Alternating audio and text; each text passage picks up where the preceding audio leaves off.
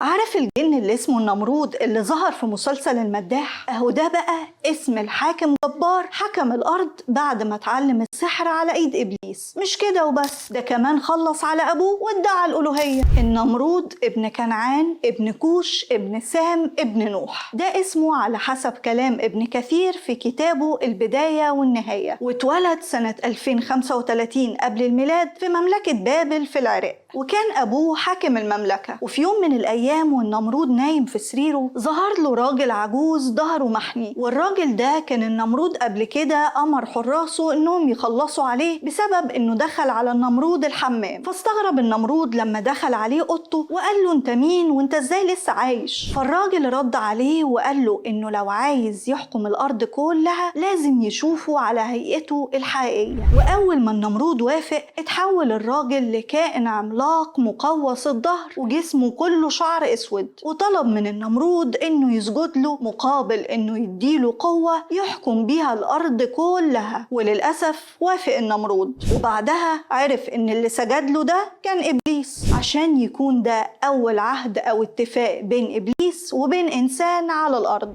وبعدها ابتدى ابليس انه يعلم النمرود طرق السحر كلها، وامره انه يخلص على ابوه حاكم مملكة بابل وقتها، وده طبعا عشان ياخد مكان